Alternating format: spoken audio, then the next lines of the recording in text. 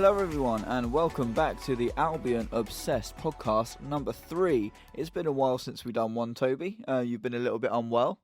We've done a little live stream in between as well. How you doing, mate? Are you feeling better? Yeah, I'm doing all right. Yeah, I'm feeling a lot better now. You might still be able to hear it in my voice, so I do apologise for that. As with these things, you know, the throat gets caught up for weeks, but lucky to say that it wasn't COVID. After multiple lateral flows and one PCR test, I am definitely clear of the dreaded virus.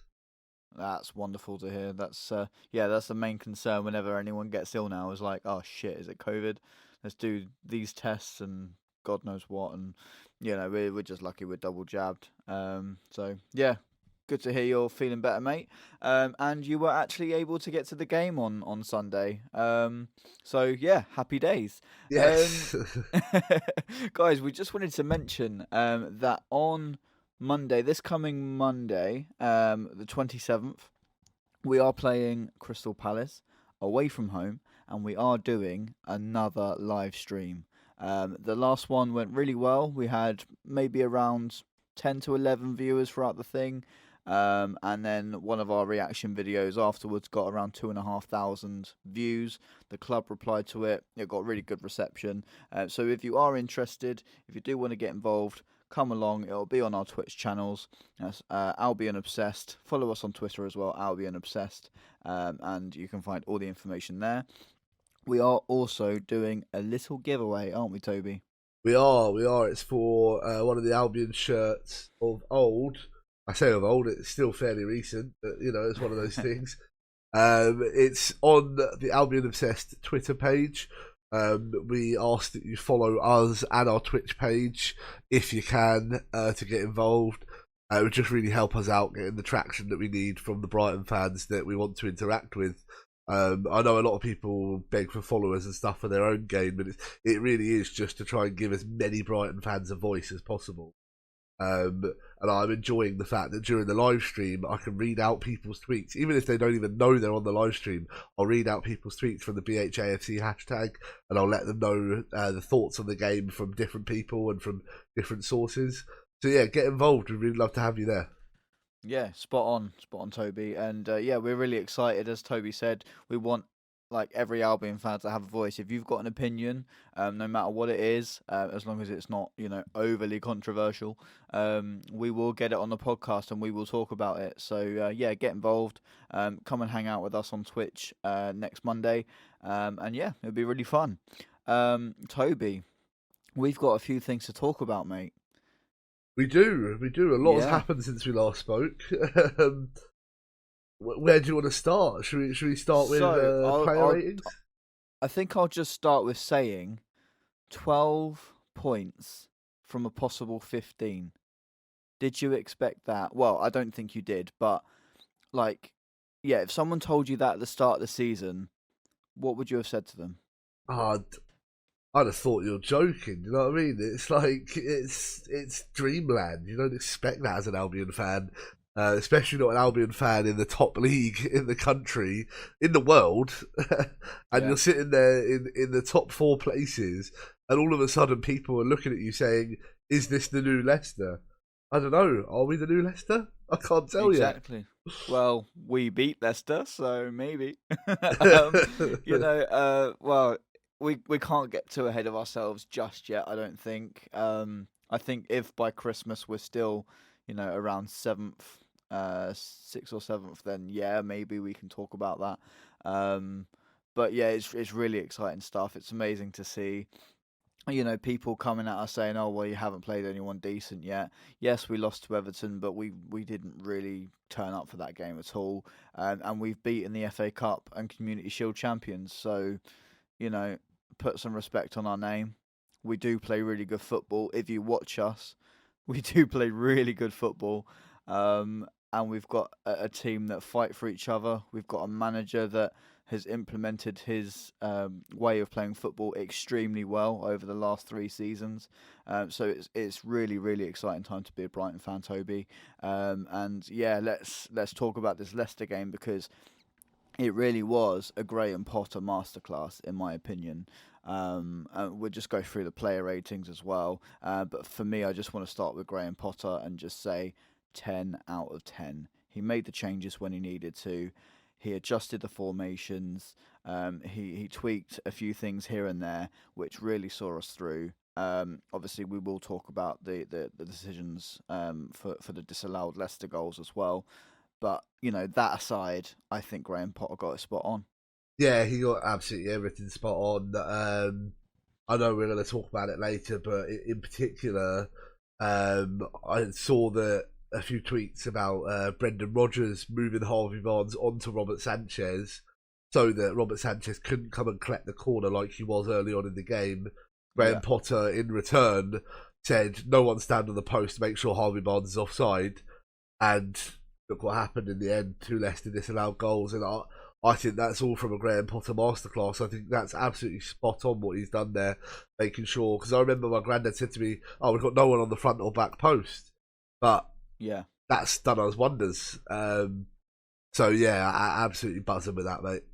Exactly. Yeah. Spot on by Graham Potter. These are the tiny little things that you don't really realise. As you say, your granddad pointed it out. Probably a little bit worried. Oh, what are we going to do if there needs to be a clearance off the line? But it's worked in our favour both times. And yeah, a little bit of controversy about it. But we'll get onto that later. We just want to cover the player ratings first of all. And Toby, it's going to be a little bit boring from me. I mean, everyone had a fantastic performance. I think you're going to hear the same number about five or six times. But we'll start with Robert Sanchez. Really commanding performance from him. Made a few fantastic stops. He's the goalkeeper we've been missing for so many years. Obviously with Matty Ryan in goal, not as commanding, but still a great shot stopper. I've got him down as an 8 out of 10. Toby, I thought as I say, really solid, and for the defenders to have a keeper like that behind them, that just oozes confidence throughout them as well. So yeah, what did you make of Sanchez's performance? Yeah, 8 out of 10 for me, exactly the same, mate. Like I say, the fact that the opposition manager, such a good manager like Brendan Rodgers, has recognised his threat at defending a corner, just shows you how good he is. As you say, commanding, really leads from the back. I think shouts at the defenders. Not easy when you've got Dunk in front of you, someone with 10+ years of Albion experience. Yeah, To shout at him and tell him what to do. It's not easy, but he does it, and he does it well. And I think that makes both Dunk and him a better player, or both him and Duffy a better player, for example. It's yeah. unreal to see. It's really good leadership from him.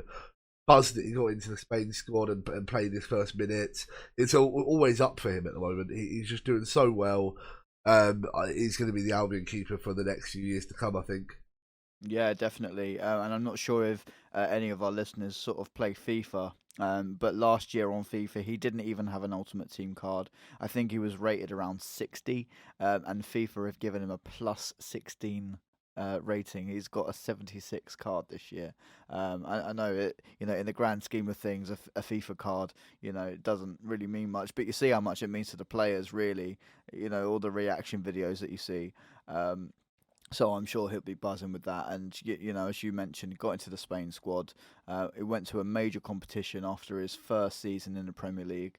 It must have just been absolutely unreal for him, and I couldn't be happier for the guy, because he's been on our books for ages, hasn't he? Like the Yeah, last 10 years. he's been in the under-23 setup, but you just look at how mature he is as well for his age. You forget Yeah, that he's still quite a young player, and yeah, he's sitting there and he hardly makes a mistake. hmm He looks so composed on the ball. It looks like Graham Potter and Ben Davis has just put like ridiculous amounts of confidence into him. yeah. I just love to see it. I love to see it. He goes from strength to strength, and like I say, I think he could be another £50 million player, mate. I can't lie. Yeah, I was just about to ask you, where do you think the ceiling is for Robert Sanchez? What level can he reach. I saw a few people, because I put out a tweet on the Albion Obsessed page a few maybe like last week, and asked sort of where do you see Robert Sanchez in 5 years. A few people were saying he could be at the likes of Real Madrid or a Bayern Munich. Do you see that ceiling being that high for him? I see the Real Madrid move all over. Courtois is not the youngest anymore. I can't imagine he's too far away from the Galacticos getting rid of him. They chop people really unnecessarily and really harshly. Mm. I could easily see Robert Sanchez going there, and as a Spanish player, I could see him wanting that move as well. Yeah. So yeah, I absolutely believe that the ceiling is the very tip top of Yeah. international and Champions League football. 100%. And what a move that would be for the club as well, to be selling a player to Real Madrid. If you told me that when we were in League One, I would, I would have called you absolutely mental. I see a few of the younger Brighton fans saying they're bored of people saying this, but you look at how far we've come; it's just unbelievable.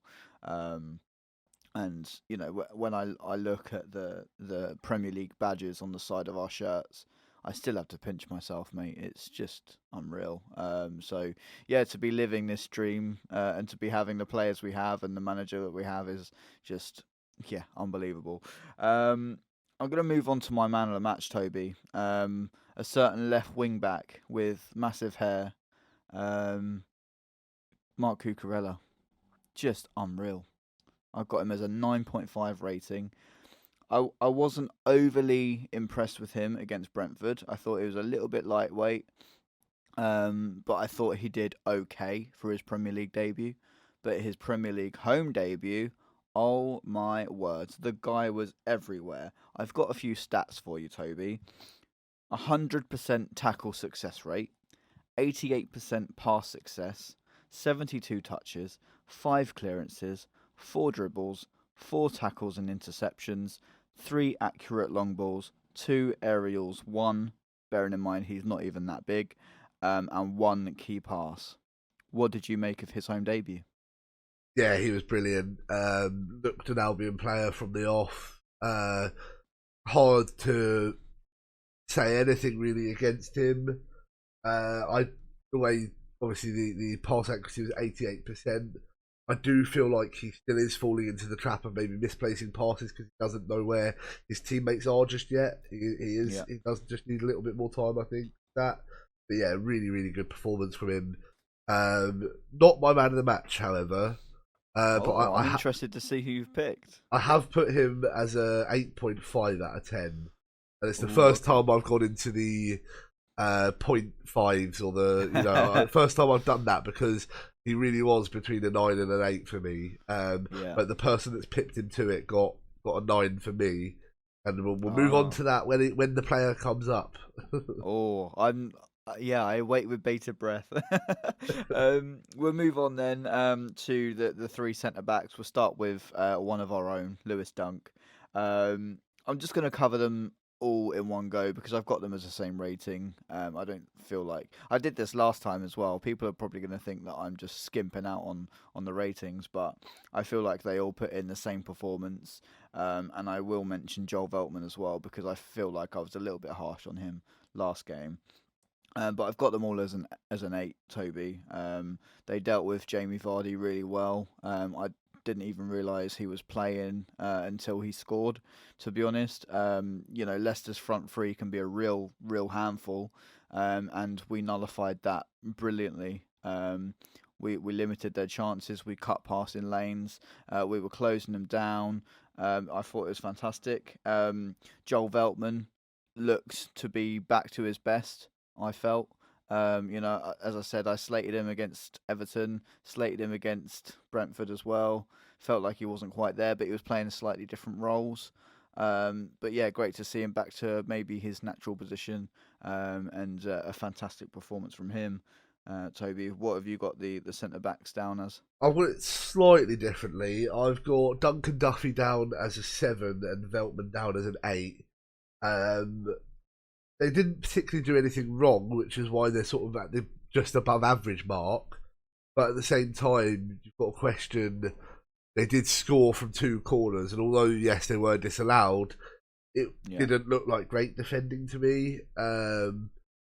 You think Lewis Dunk, normally a bit of a standout player, didn't really stand out for me today.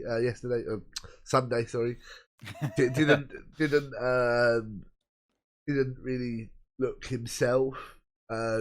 Wasn't really able to open up for passes as much as he usually does. It's not to say it was a bad performance. Like I say, I still think it was above average, but I think that they could have done better.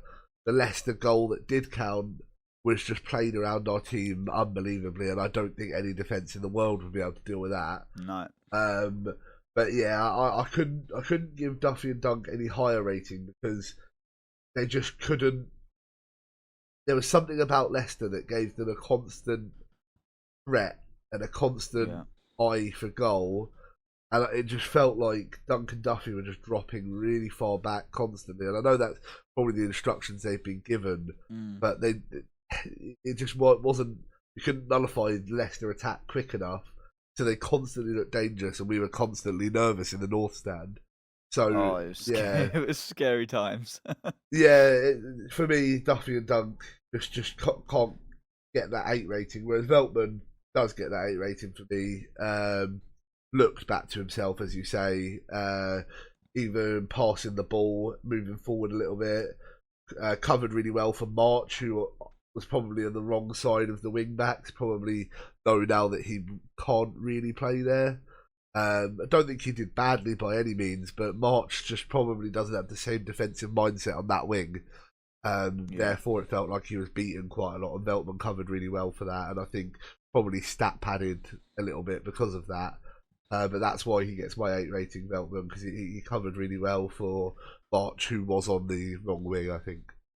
Yeah, fair play. All the time you was talking about Duffy and Dunk, I was sort of thinking, okay, so why has Veltman pipped them to a little bit of a higher rating? And I can absolutely see what you're saying. Solly March, I thought done really well. It didn't look completely out of place. But as you say, maybe that is because of Veltman's covering. I feel like Veltman sort of played the Adam Webster role, which was really nice to see, because I thought we were going to really, really miss Adam Webster, and I really hope his injury isn't too bad. What are they saying for that? After the next international break, he'll be back, I think. I haven't actually seen timescale, because you know what Brighton are normally like. It's it'll be kind of soon, and then 5 years later, and you realise you've still got Adam Webster at your club. It's going to be that sort of thing, isn't it? with our injuries. Yeah. I'm not really sure. Not really sure. Okay, fair enough. I don't know what they do in that treatment room. They must sort of take a hammer to their knee or something. I don't know. But whatever. We'll move on to Solly March then, Toby. The other side of the defence. As you say, you felt like he maybe was a little bit out of place. Yeah, I mean, like I said, it's not that he did badly. It's hard to do badly when you've got a team of 10 other people that are doing really well. Yeah. It's just he didn't. If you're, here's how I put it: if you're going to put Solly March on the right, you want him as a right winger who's going to take on his man and cut inside and shoot. And that's the way he was when he was really young, playing for the Albion in the friendlies. Mm-hmm. That's how he was back then. But now he's matured a little bit, and he's sort of coming back to that left wing back role. I think it suits him a lot more than this right wing back, where he can't actually get as far up to cut in. He has to sort of stay back a little bit, and I don't think he crosses very well with his right foot. I don't think he was able to cut inside enough to cross with his left foot. I remember thinking in the first half, every time that we wanted to get released on the right, Solly March just wasn't there. And I think even with a player like Pascal Gross at right wing back, he would be there. Whether or not he can run as fast as he needs to doesn't matter, but he would be there. And it felt like Solly March got lost at times. But like I say, it doesn't mean that he wasn't able to do the basics right. And I think if you do the basics right, you get a minimum of a 6 rating from me anyway. So I'd probably bump him up to a 6.5 just because he was part of a team that beat Leicester 2-1. But that's where I stand on him. It just didn't feel like he was it didn't feel like he was all there.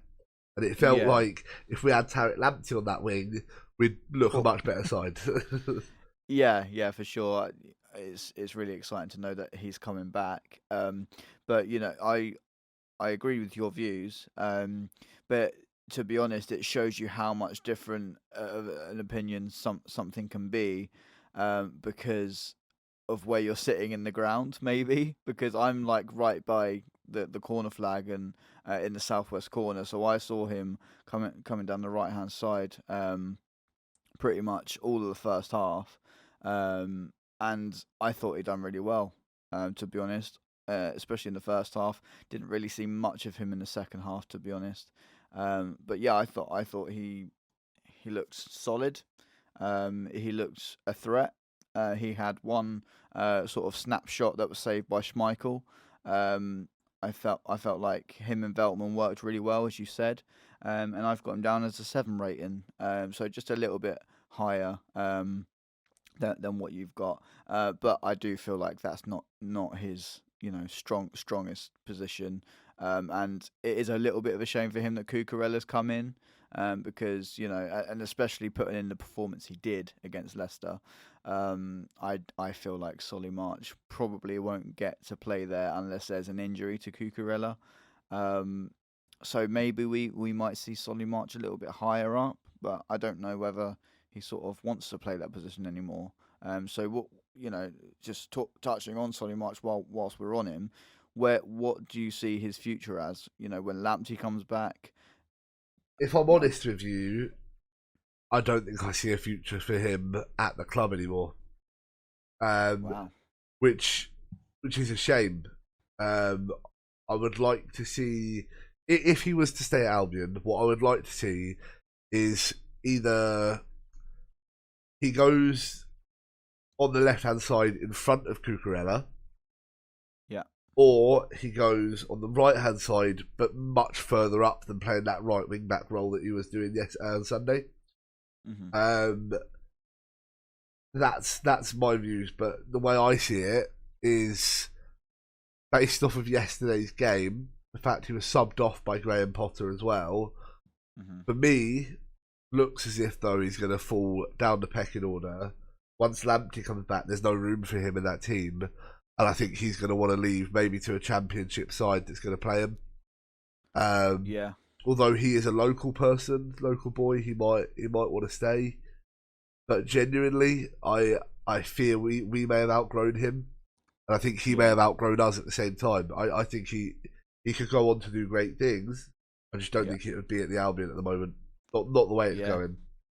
Fair enough. We say we've got Cucurella, we've got Lamptey, but will he stay for the depth side of things? I don't know, because he's a player that wants to be playing. He's a player that thrives on game after game after game. I know he's a little bit injury prone as well, but I'm sure that after his long injury last season, that he wants to be playing regularly. Um, and to be honest, as a Brighton fan that's seen him progress from the under-18s all the way up to playing for us in the Premier League, um, I wouldn't stand in the way of him leaving. I wouldn't, judge him for leaving. I wouldn't say that he's any less loyal to the club. I want the best for him. I really respect Solly March. He's been a top professional. Um, but I would love to see him go on to a club where he can be that, sort of stalwart left wing back and the creator and the guy they look to get the team forward and get the team ticking, because I feel like he does have that in his locker. So yeah, it'd be Absolutely, yeah. really interesting to see what happens with him. To be honest, And we'll move on let's to not forget. Sorry, one more thing on yeah, Solly go on. March. Let's not forget that if he was to move away, he's done so well for us that we could easily get a good 15 million for him. Like, Yeah, that's the way I see it. Is that if we're not going to play him, cash out on him now. yeah, for Otherwise, sure. keep him for depth and then let his value drop. Yeah, But yeah, I think anywhere in the region of 10 to 15 million is likely going to be able to what we get for him, basically. Yeah, that's 100% acceptable. If I was Tony Bloom, I would absolutely say yes to that. Um, in this market, what is he's still like 26, 27, maybe. Yeah, I'm 27. not Yeah, 100% 27. 27. So yeah, for an English player as well, the market's so crazy that if you're English, you get at least 5 million put on your price tag. Um, so yeah, as you say, cash in on him now. Let him move to a club that's gonna let him play week in week out, and let him progress his career because I feel like he really deserves that. So yeah, that's all we've got to say on Solly March. But we'll move on to the midfielders, and we will stay English, and we'll start with Adam Lallana. Toby, what did you make of his performance? He's my man of the match. Wowzers! Yeah, looked so good in midfield in transitioning from defence to attack. Little fact: he had the most tackles out of anyone in the Wow. match.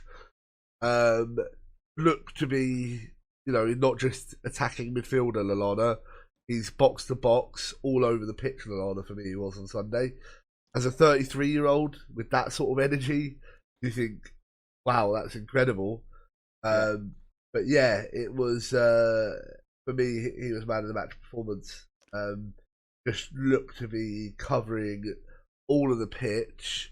Probably helps that he was alongside an Yves Bissouma that did get injured in the first half, and so maybe wasn't up to Mm. full speed. I know that players are probably going to start targeting him now that he thinks he's the best. Yeah. So He yeah, is the best. yeah. Well, he is the best. But yeah, for me, probably my man of the match at a 9 out of 10. Don't think he put a foot wrong. Perfect. Yeah. Are we going to name him Adam Basuma now? Yeah. I didn't realize that tackle stat. That's really impressive, to be fair. Because as you say, Basuma got injured, so you may be hoping for someone else to take over that role. Would you look to Adam Lallana to take over that role? To be honest, I wouldn't. But fair play to him. He's been around the block long enough to know what role to play if one of his teammates is maybe struggling a bit. So that's a really impressive stat there. Um, I've got Adam Lallana down as an 8.5 rating, Toby. Um, you know, uh, really, really fantastic performance. That's 2.5 off of a perfect 10.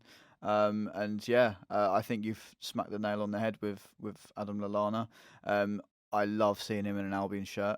I think it's just amazing to have a player of that caliber playing for us. A Premier League winner, Champions League winner, England international. It's sort of like the Vicente levels when we're in a championship of oh my god, watching this player play for this club is just an absolute privilege. And yeah, I really hope he stays fit because obviously we know at that age that players can tend to get knocked a little bit more. But he looks really fresh, Toby. Yeah, he Oh, did. Yeah, sorry you about that. good? Yeah, I had a little bit of a technical hitch there. It's all right on my end. My mic was muted for there, but no, sorry, I'm back. Yeah, Lallana. Sorry, I've lost my train of thought. Where were we at with Lallana? I was just that's all right. Just saying that Lallana is like the Vicente level, like Premier League winner, Champions League winner. Yeah, Him playing yeah. for us week in week out. I just hope he can stay at that level. Yeah, sorry about that. This flu is absolutely still killing me, but Oh man, but yeah, Lallana absolutely Rolls Royce of a midfielder, isn't he? You hear that thrown around quite a lot.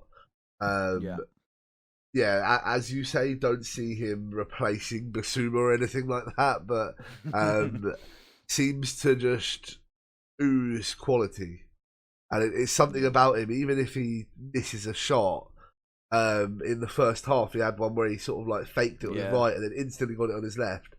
If he kept that down, that goes in all day, every day. He sold 4 Leicester players and the goalkeeper, and he Mm. would have just buried that unreal goal. It would have been, I yeah. think For me, he's unbeatable. I think the net would have come off its bloody whatever it is hooks. If that went in, that was a powerful shot, and I feel for the Leicester fan that got that in the face. I'm not sure if it did get him in the face, but it was one hell of a rocket. So yeah, gutted that didn't go in. Um, we'll talk about his midfield partner then. He took a little bit of a knock. He said on his Instagram that he's okay and hopefully will feature against Palace. Yves Bissouma, Toby. Up until the injury, what did you make of him? Yeah, fun fact, he also had the most tackles in the match, joint with Adam Lallana. And he was injured. We'll just put that out there. He was injured. He wasn't at his full potential, and he had the most tackles in the match alongside his midfield partner. Thank you very much, Kevin De Bruyne. Eat your heart out, mate. The reason he's just been pipped to man of the match by Lallana is the fact that he didn't play the same amount of minutes. I thought it was a shame that he got injured because I feel like he could have probably brought us back to life when we were looking lackluster. Probably could have transitioned really well with Lallana from defence to attack where Mwepu couldn't.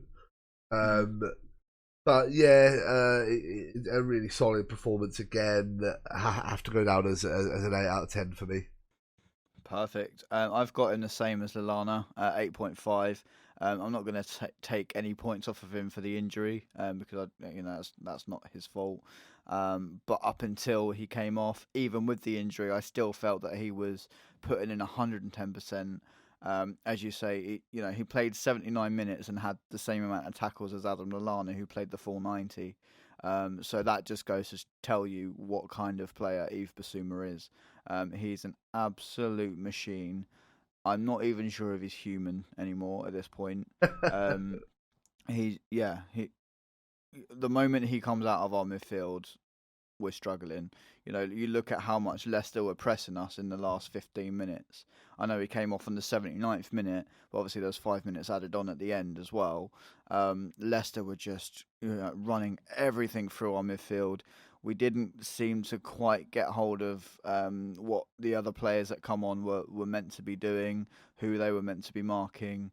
But in the end, we dealt with it quite well, But yeah, as soon as he comes off, Leicester are just running everything centrally through there, out to the wings. No one's covering. Bissouma's normally all over the place, covers every blade of grass. I was gutted to see him go off injured, but as I say, it doesn't look too bad. But got him down as an 8.5 as well, alongside his midfield partner. We'll move on to the front three then, Toby. We'll start with Leandro Trossard, and then we'll go on to the 2 goal scorers in a second. He just keeps going from strength to strength, Toby. 1 assist, a lovely ball in for Adam Lallana. Not Adam Lallana. Danny Welbeck. Yeah, perfect. Yeah, looked unreal again. Another contender for my man of the match. In fact, I'm probably going to put him the same rating as Adam Lallana at 9 out of 10. A few facts for you. He completed the most dribbles in the match and also created the most chances in the match. Created 5 chances for Albion players. Wow. That is crazy amount. The guy is a joke. He's too good. He's too good at football. Needs to be locked up if you're that good at football, to be honest. It's a joke, honestly. This guy is going to be our player of the year this year, and you can't tell me otherwise. That is a bold statement, and it's a statement that I am fully getting behind, Toby. I got my away shirt printed before the match, and who did I get on it? I got our Red Devil, Leandro Trossard. He's putting in performance after performance for his country. He's had, I think, 2 starts in the last international break, which is fantastic for him to be playing alongside the likes of, Lukaku, Hazard, etc. Not actually sure if Hazard played, but forgive me. So yeah, it's unreal for him. I just hope he keeps at this consistent level. Obviously won us the game in the last second against Brentford, which was a fantastic strike. The more I watch that goal, the more I appreciate it, because he was off balance. He's curled it into the bottom corner. No goalkeeper in the world is saving that. And then, comes out against a really strong Leicester team. And yeah, he looked to be an absolute pain in the arse for them, to be honest. Their defenders were scrambling all over him. He won a few free kicks here and there. looks a real handful, and I really hope that continues. I've got him down as a 9 out of 10 rating as well. Obviously, my man of the match was 9.5, so just a little bit under. But his creative levels are just unreal. And yeah, as you say, could well be the player of the season this year, which I really hope he is. We'll go on to the goal scorers then, Toby. Neil Maupay with a fantastically confident penalty. When he stepped up to that, with the Neil Maupay of last season, it's still in my mind. I was thinking, oh shit, oh no, but what a penalty! Sent Kasper Schmeichel. Kasper Schmeichel tried to do everything he could to put him off. What did you make of it?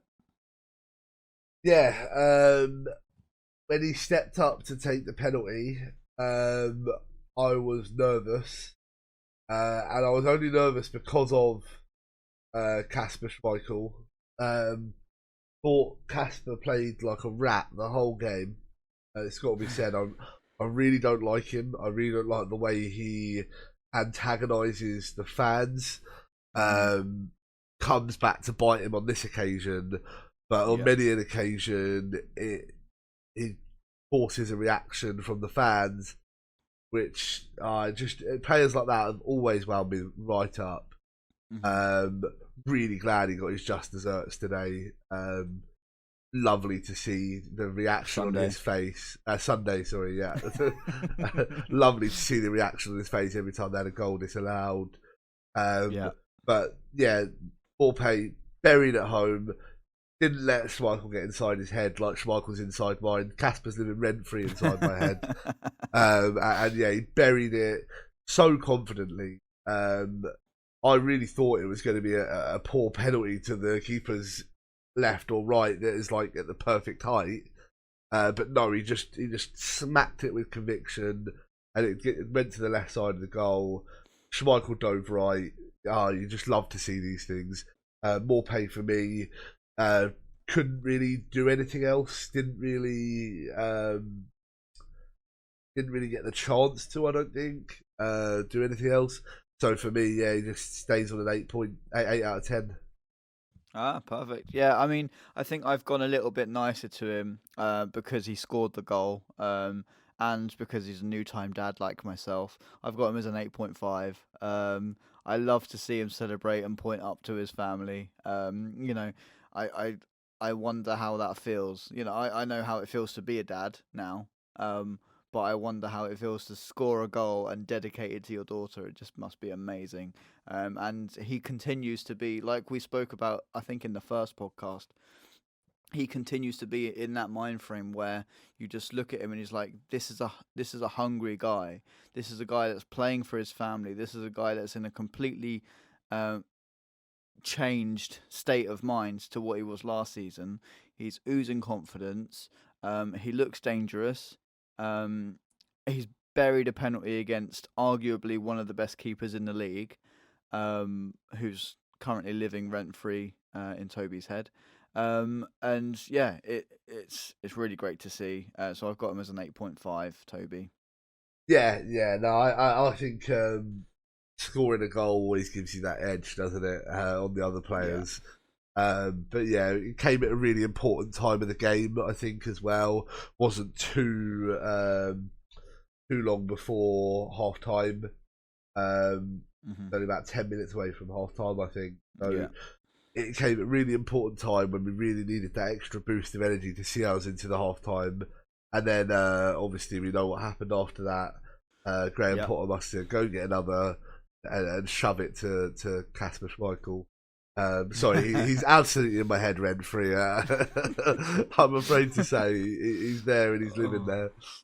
I hope you've made it comfy for him, mate. Yeah, he's gonna be there a while, it seems. I mean, he's already been there for about 6-7 years from Championship days. So yeah, it's yeah, he's done well, to be honest. I don't know how he travels to Leicester and back every day, but yeah, good man. He's got to know the locals. That's the most important thing. We'll just talk about then the last goal scorer, Danny Welbeck, with a peach of a header, all the way across the goal, buried into the bottom left-hand corner. The North Stand were in absolute raptures.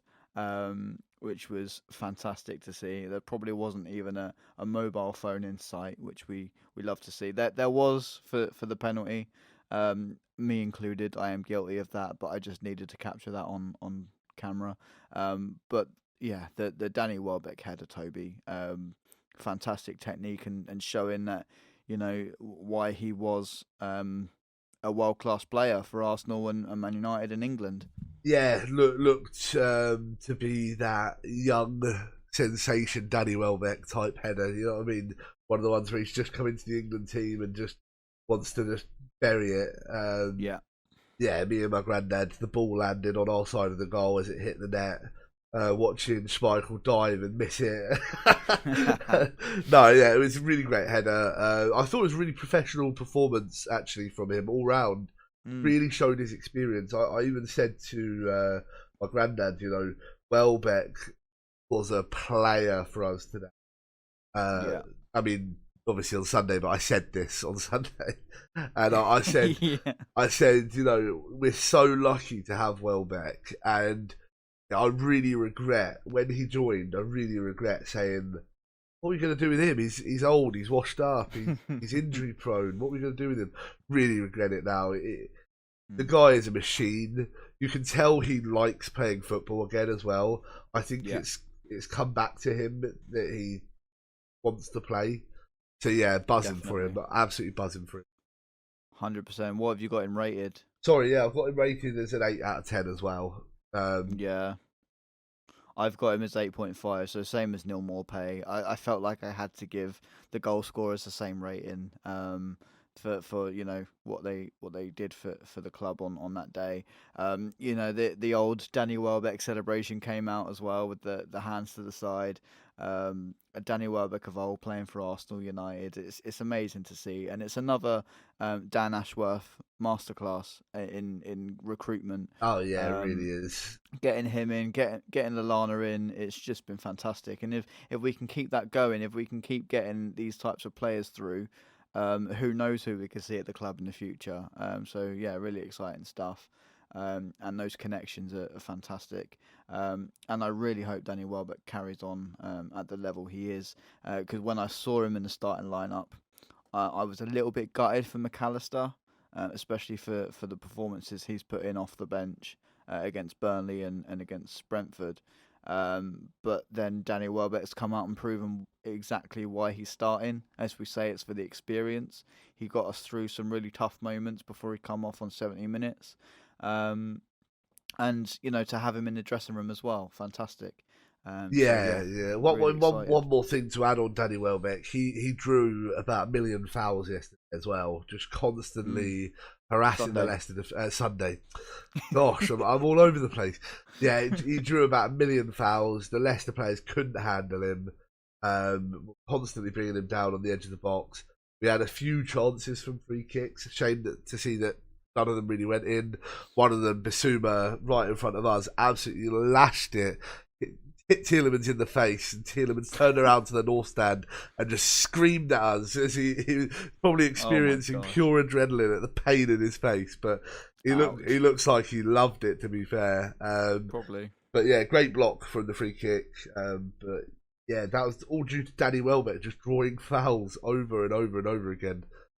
There was me getting excited, thinking that was a fucking penalty, by the way. When that foul was given, I was like buzzing because everyone around me was going nuts.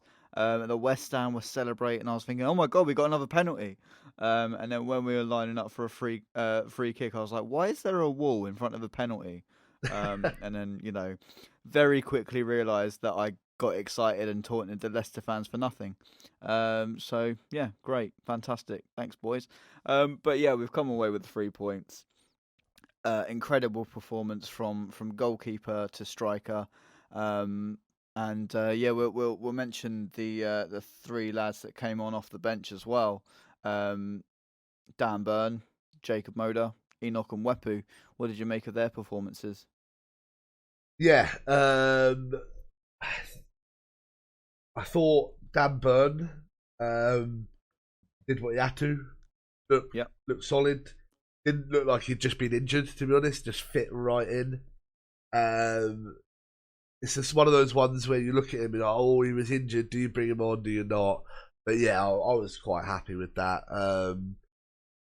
Although I can't really give him any more than like a 7 out of 10. Did what he had to do. I'm happy with that. Do you want me to do all three now, or do you want to? Yeah, go for all three. That only substitutes. So yeah, Moda as well.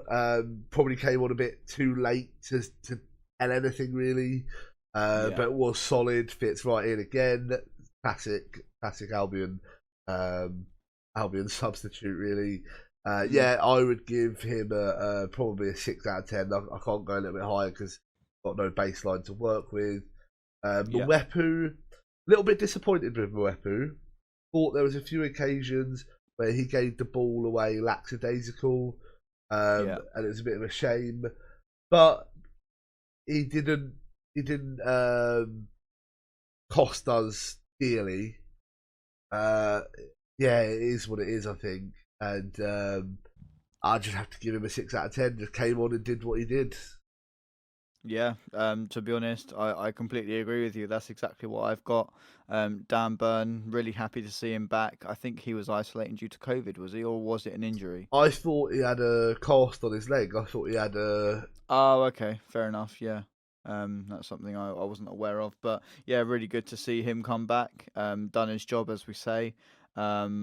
Yeah, 7 out of 10 for him. Moda only on for 15 minutes or so can't really give him a higher rating than a 6, maybe a 6.5 at a push. Thought he did his job really well. And I've got to echo what you're saying about Mwepu. I thought there are a few times where he could have passed it through and we could have been away and counter-attacking, but misplaces the pass or had maybe a few chances for some clearances that didn't quite go where he wanted them to and put us under pressure again. Would have liked to see a little bit more of a solid performance from him. But, we've got a cup game coming up tomorrow, so maybe he gets to start against there and gets a bit more football under his belt and adjusts to English football that little bit more. I feel like he's still in that transition period, so I'm not going to be overly harsh on him, but felt like he could have done better there. I've got him down as a 6 as well. Yeah, not I'd say promising signs, but yeah, needs to do better if you're coming on as an impact sub like that. But yeah, promising signs are there. But overall, just thinking about the game and the spectacle, what a game! What a day! Go down as one of those Albion history moments. Reminds me of the Sheffield Wednesday 2-1 game. Yes. So yeah, I'm absolutely delighted with that. For sure, really good performance, solid throughout. We were under the cosh, and we've shown that we can take that pressure. I said it to a few of my mates after the game. I said about the Brentford game. I said last season we would have lost that 100%, and I said about this game we would have gone on to lose that all day long. Maybe a little bit of luck with some of the decisions, but we'll get onto that in a second.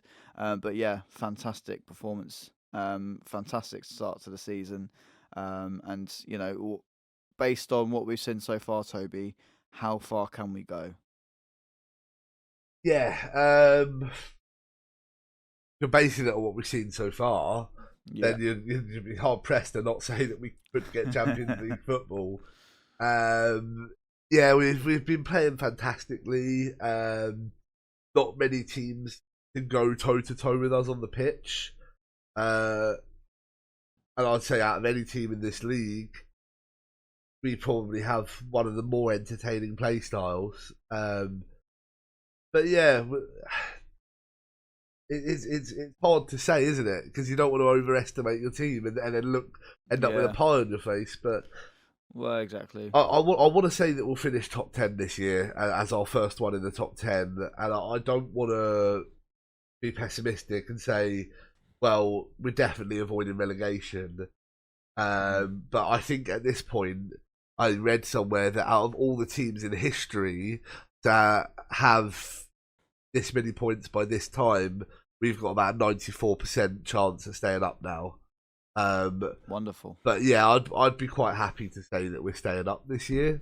and I'll be happy with Yeah. that and leave it there. Absolutely. I said to my foster sister who comes to the game with me, we were talking about league position. I said, as long as we stay up, as long as we finish above Palace, I don't care. We can finish 13th, 14th, as long as we're above them, whatever. But obviously, looking at the start of the season and looking ahead, and looking at especially how other teams are playing as well, I really think we could be top 10, even pushing maybe. And I know people are going to say that I'm getting ahead of myself. I know people are say, we haven't really seen the full potential yet.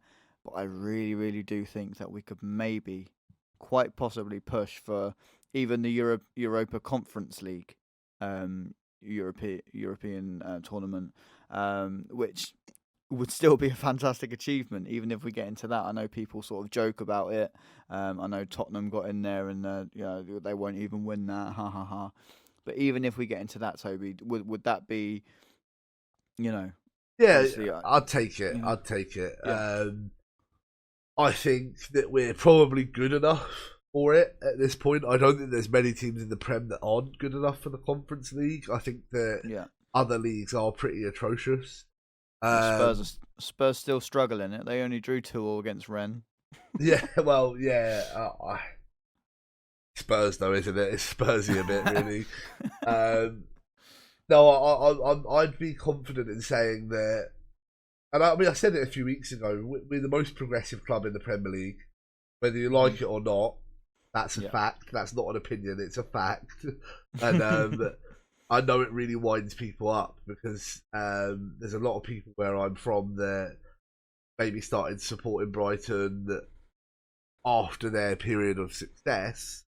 And it's always looked down on negatively to support your local team in my area. And I hate that. I hate that because when a club is winning, they are going to gain fans. That's how clubs gain fans, by winning. Exactly. And so, yeah, we're by far the most progressive club in the country, in my opinion.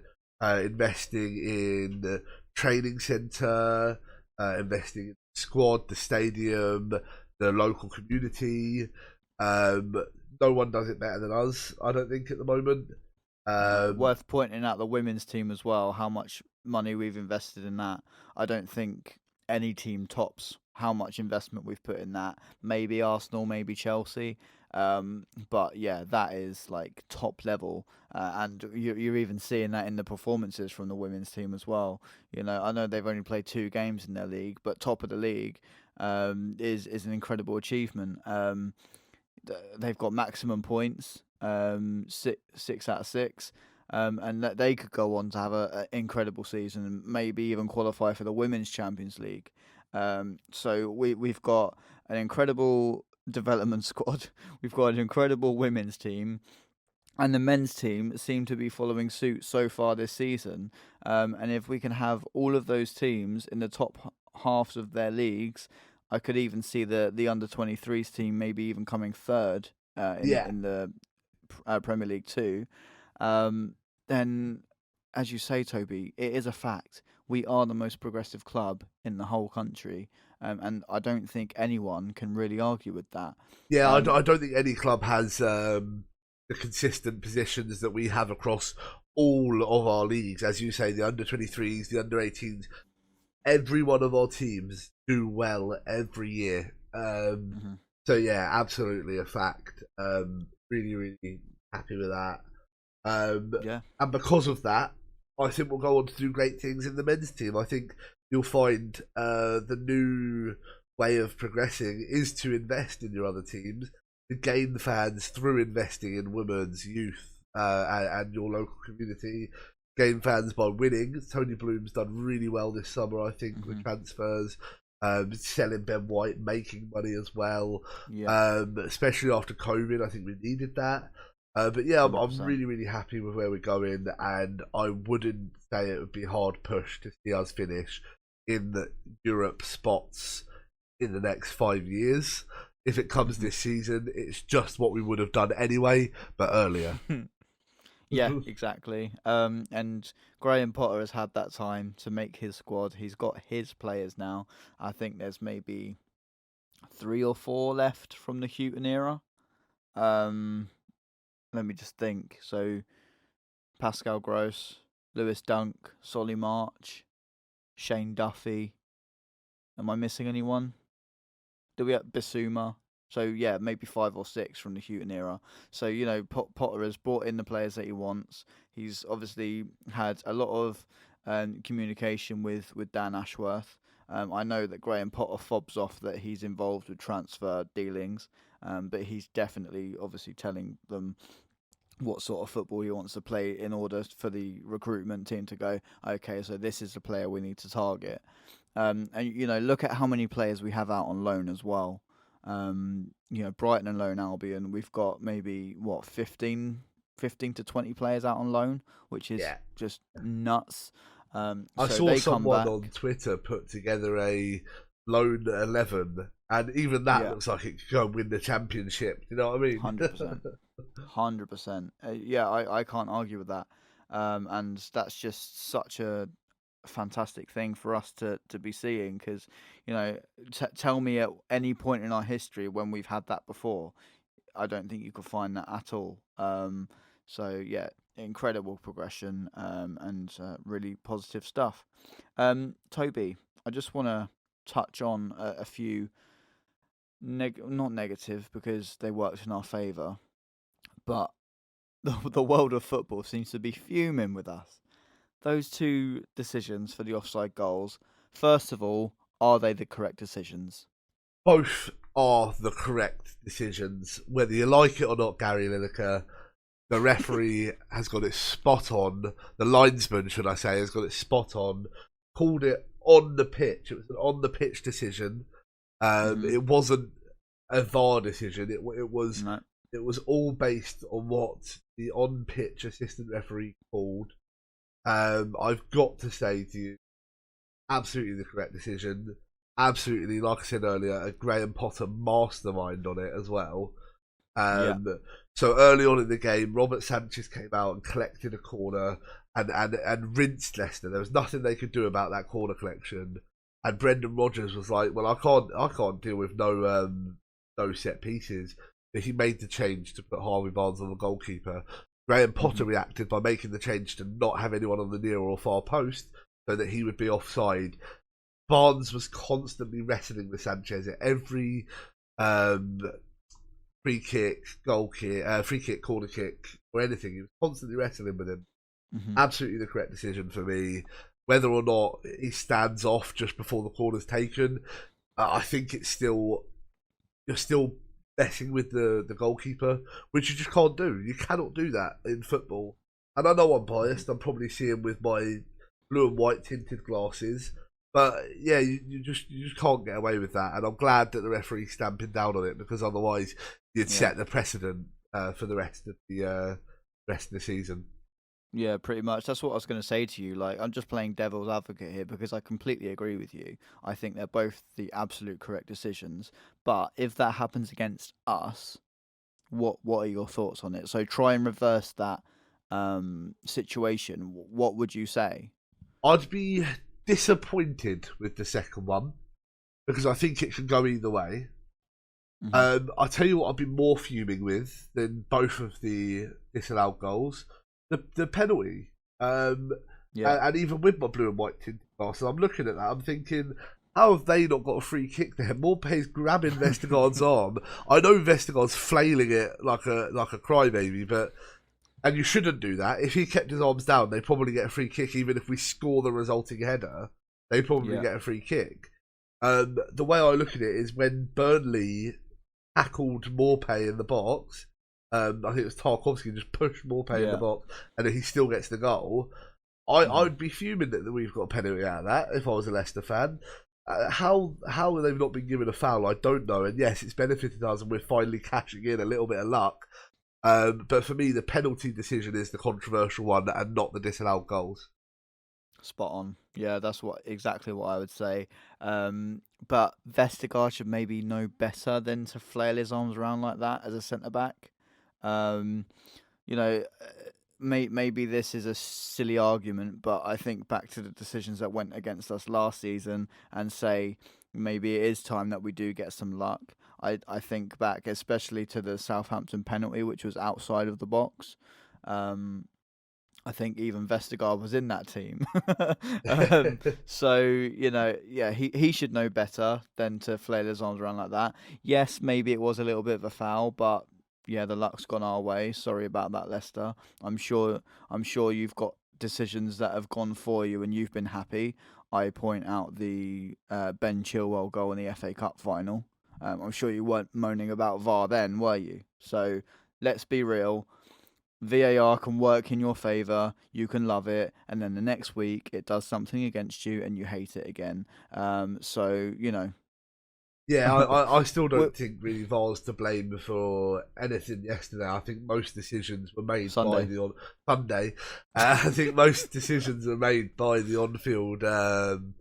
on-field referees.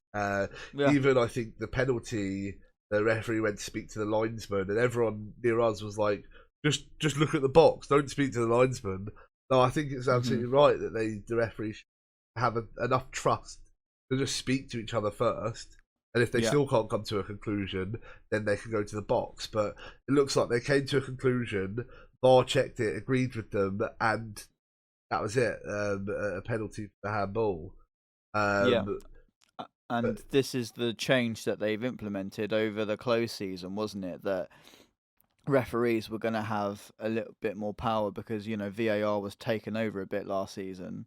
I think every club in the Premier League can say that. Every club in the Premier League had at least one or two controversial decisions go against them.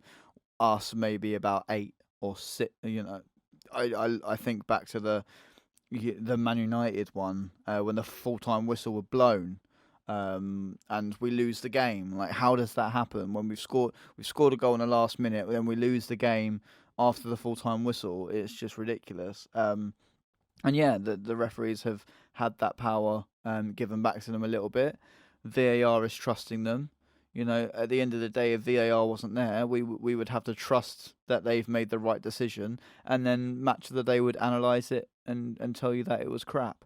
But this is the point of VAR: it's to be there to intervene when the referees have made a clear and obvious error. I don't think any of them were clear and obvious, especially with how fast the game moves. Leicester fans could argue that that's why VAR's there, to look at Maupay hanging off of Vestergaard's arm. But at the end of the day, the decision had been made on the field. VAR's agreed with them, and that's that. We've had to get over plenty of VAR decisions against us, so that's the way of football these days, and unfortunately people are just going to have to get used to it. Yeah, I think there's no cause for a big outburst or petition to charge the referees with something. I thought it was what it was, and like, you get what you get, and that's it, and you've got to be happy with it. And I don't think it was anything overly controversial. I think it could have gone either way on the day, and if it had gone either way, I would have been happy with it either way. And I'll be honest with you, if the goal was disallowed, I probably wouldn't have complained. I probably would have said, you know what, like, fair enough. I think that Sanchez was distracting himself with Barnes. I think he didn't have to get distracted as much as he did. But yeah, it's gone the way it's gone. Maybe he's done that a little bit tactically to say to VAR or the referee or the linesman that, oh, look, he's standing in an offside position at least a metre away from me, especially for the second one where he's handling Sanchez. That's clearly a distraction in my eyes. And the goal's gone in and it's been disallowed. So, yeah, I think you can look at it both ways. If it happens against us, you maybe think it's unfair. Happens for us, we can say, okay, yeah, fair enough. Right. Yeah, I do think you're right there.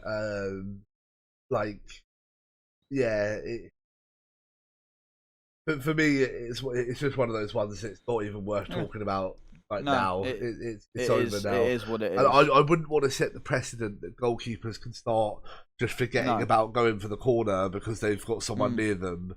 I would like to start seeing, you know, keepers still play despite what's happening for to sure. them. But Yeah, yeah, because at the end of the day, if Sanchez moves right to where Harvey Barnes is standing, if he attempts to make the save, I even still think that that's given offside by Barnes because Sanchez is then going to move, so Barnes is even more in his eyesight when he's going towards the ball. So yeah, I completely agree with you that keepers just have to deal with whatever's in front of them, and if a player is standing there stupidly in an offside position, then they're going to get penalised for it at the end of the day. So yeah, I completely agree. yeah. But for me, no more to say on the topic. I think, No, no, yeah, exactly. fairly concrete that it's not even worth your time. You know what I mean? I've seen way worse refereeing decisions. Chelsea versus Barcelona, that sort of thing. This Yeah. one isn't worth your time, Gary Lineker. Grow up. No, exactly. We'll leave it at that. Fair play. I just want to touch on something that happened. I'm not sure how much I can say on it because I think it's quite a serious matter now, and clubs are involved. Something that happened after the game and during, it was a homophobic remark made towards myself by, I'm not going to say a Leicester fan because he's not. He's not a football fan. He was an individual in the away end who made a homophobic remark towards myself. I'm not homosexual, but I have a lot of respect for the LGBTQ plus community, and there could well have been someone from that community around me and would have seen that remark. There is no place for it. You are not a football fan. You are not welcome back at the Amex, and you should be well and truly ashamed of yourself. Homophobia holds no place in football. Discrimination holds no place in football. And you should be well and truly ashamed of your remarks. And your friends who are egging you on, you should be ashamed that you associate yourself with someone who can act that way. That's all I'll say on that. Yeah, I just wanted to put that out there. and I would echo exactly what you said. Grim display of a certain individual's behaviour, and it's a shame. Sure. It's a shame that going to the football game feels like a safe haven for them to do that sort of thing. It is Yep. not, because we wear different colours to you and your team. It is not, and I'm sure your team would agree that this has no place in football. So yeah, you're absolutely spot on with your remarks, and yeah, I'm glad that you've brought it up because it's something we need to remind everyone that there is still no place for discrimination. There is no place for hate anywhere in our game or anywhere in this world. Exactly, spot on. And I will provide updates because I do have a meeting with the football club tomorrow. If I can say any more on it, I will. But yeah, I just wanted to point that out and make a stand. And tell anyone listening that if you think of saying anything, just refrain from it and keep it in your sick mind. And move on. But yeah. Toby, we've got another game tomorrow. We'll keep this happy momentum going. We'll keep these winning ways going. Swansea City in the EFL Cup. The return of Jurgen Locadia. No, Tarek Lamptey. Are you excited to see him back in the blue and white? Yeah, absolutely buzzing. I think it's been confirmed that Locadia is playing as well. So he is. It's two returns. To be honest, I am a little bit excited for Locadia to play. Because if he scores, it'll shut a few people up, including myself. I guarantee I've said something against Jurgen on Twitter. So yeah, if he proves me wrong, carry on, Jurgen. we love it. Did you see his caption on Twitter the other day where it was like blessed? I think it was blessed to be back in the blue and white. I did, yeah. He's certainly I pandering. majorly respect that. Yeah, for sure. Yeah, he's certainly pandering to the fans. He's working overtime at the moment to try and gain our respect back, and I think Graham Potter's told him, "You gain our respect back, and I'll give you a chance." And he's got his chance. Let's see what he can do. He's not a bad player. We've said this before on the podcast or on the live stream. Jurgen's not a bad player. I don't think that it's the sort of thing that he's going to stay down and out forever. He was a good player before he came to the Albion, and I think he has shown glimpses of a good player while at the Albion. So let's see what he can do. I'm really excited to see against a good opposition. You know, I know that they're not doing too well in the league at the moment, but of recent years, they've not been terrible. You know, they've produced players like Dan James when Graham Potter was in charge. So, really excited to see. I do think that they'll fancy it the same way that I think that we're probably not going to fancy it as much. Although, having said that, our reserve players will fancy just doing well in whatever competition they can. Definitely. I'm really, really looking forward to seeing Moda, I think, start. I think he will. Lamptey, Ricardia, McAllister maybe. McAllister, yeah, I'd be really intrigued. He didn't get a start on the weekend, so I'd be intrigued to see if he gets a start now. Bearing in mind that a few of our first team players might get a game because our next game isn't until Monday. So exactly. There's quite a big gap in between. But yeah, I would really like to see us take this game seriously and start a few of our first team players, to be honest. And get a good maybe 3-4-0 win, because you know the momentum and the winning ways does wonders for us. You know, if we go out to a Swansea side with our reserve team out and the mood then dampens a little bit, then I feel like that might be a little bit detrimental for us progressing in the league as well. Yeah, so I would like to see. Not only that, but I think this is a really winnable competition. And even if it is a bit of a Mickey Mouse trophy, wouldn't you just love to see Brighton lift a trophy, a major trophy against major teams? I honestly don't care about what people think of this trophy. It is a major trophy in England. You know, it's included in the holy grail of the quadruple of the, you know, if you win the Champions League, the Premier League, FA Cup and League Cup. I don't think anyone's done that before. Correct me if I'm wrong, Toby. But it is a major competition, and if Brighton go on to win that, then we're buzzing. We're going out on a fucking trophy celebration down on Brighton Beach. So yeah, if we do have the opportunity to progress and even get to the final or semi-final, it can be done, and it would be really exciting times.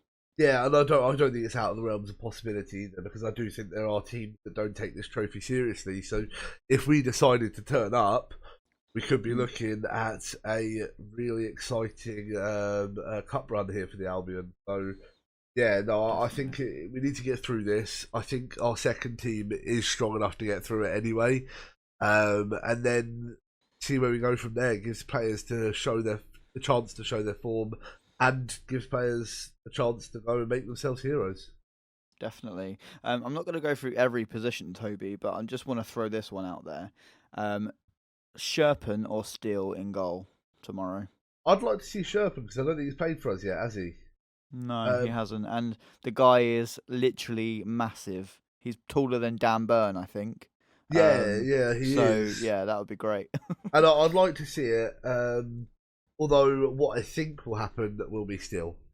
And yeah, that's only because he has sort of been a bit of a servant to us since he moved, and we all thought he was just going to be a terrible, you know, backup, absolute last-ditch resort backup goalkeeper. But he actually came into the cup games last season or the season before and looked really, really fantastic. I remember him saving a couple penalties. You know, he looked really good, and I think he deserves playing time. At the same time, I don't want Sherpen to just feel like he's made the wrong decision moving here. And I'd like to see him, because you never know, he might look really good. And then if we do end up selling Sanchez for 50 million, like I said, then we've got a perfect replacement. So yeah, I would like to see Sherpen, to be honest. Yeah, and you know, the old Dutch goalkeepers, they've got a good reputation as well. So Would like to see what he can do for sure. But as you say, Still's been a fantastic professional for us, and might be a little bit unfair if we see him dropped. He started against Cardiff, am I right? Yes, yeah, still did. Yeah, Yeah, so maybe a bit unfair if he's dropped from the next round. Maybe if he puts in a little bit of a howler and we still come away with a win somehow, then maybe see Sherpen in the next round or in the FA Cup when that starts. But yeah, really interesting to see what happens there. What were your predictions? Brighton versus Swansea. I'm gonna go Brighton 3, Swansea 0. Yeah, I would go Brighton 4, Swansea 1. I I'm think they gonna will go score. for a defender headed goal. I'm gonna go for a penalty, and I'm gonna go for an open play goal from Jurgen Locadia. Or maybe a Hayden Roberts goal. That would be nice. That would be. It would be really good for him as well. And shall we And yeah, quickly, before we leave, touch on the big one as well, because we won't have a time to do another segment before that. oh boy, oh boy, oh boy. Brighton versus Palace at Selhurst Park. Are you nervous, Toby? Because I am. You know, I've been more nervous in the past, actually. I think with the form we're on this season, they're going to be more nervous and scared than we are. And just the thought of Palace fans running scared just really makes me happy. Yeah, no, I'm really looking forward to this one, mate. We're going to try and find a way of doing it in person. Without mind, bring in your microphone, maybe a laptop or something, or maybe my laptop or my other computer, and we'll try and both be on the recording at the same time. Definitely. But yeah, I'm absolutely buzzing. I don't know. If I had to make a prediction, 2-1 Brighton. Oh, I would love to see that. I would love to see it, but I think it's gonna be. What do I go for? My heart is obviously saying a Brighton win, but my head, Toby, because it's the first Albion Palace derby back with fans after COVID, their fans are going to be well up for it. And we all know what Selhurst Park can be like when it's going. I will give them credit for that because the atmosphere can be top notch there. That actually hurt me to say. Did you hear that in my voice? Yeah, I did actually. My head is saying, what do I go? See, it's saying two things. I'm either saying a 1-1 draw or a 1-0 win to Palace. And I hate to be pessimistic, but yeah. But yeah, as I say, my heart is saying a Brighton win. So I'm going to follow my heart here and say 1-0 Brighton. There you go. I've gone out on a win. I thought you were about to predict a Palace win there. I was about to leave my headset I'm on the table. With my heart. I'm going with my heart. My heart is blue and white, Toby. I was about to leave my headset on the table, walk away from this microphone, and never ever come back. Never talk to me ever again. No, my heart is saying 2-1. Did I say 2-1? 1-0 Albion. 1-0. So yeah, we'll go with that. A nice Neil Maupay penalty in the 90th minute. How does that sound? Yeah, that sounds absolutely unreal. I wish you were this optimistic before. Well, there you go. But yeah, with Brighton Palace games, my head's all over the place, mate. It really is. Because I'm thinking of how much I want to beat them, how much I want Zaha to shut the fuck up. You went free in your head then. Oh my god, that man! Every time he comes on the TV, I'm swearing at it. But yeah, he is well and truly rent free in my head. And I'm sure Palace fans are going to jump onto this and clip it and send it to me every time he scores against us. But yeah, that man, I don't think I despise a footballer any more than him. Yeah, I've got to admit it. He's rent free in my head. The man needs to be stopped. He's neighbours with Schmeichel, is he? No, they're in the same room. They're bunking together. Fucking brilliant. Yeah, Wilfred and Casper. That sounds like a TV show. That. Yeah, no, I think the thing that I'd hate to say even more is any team would love to have a player like him playing at his 100%.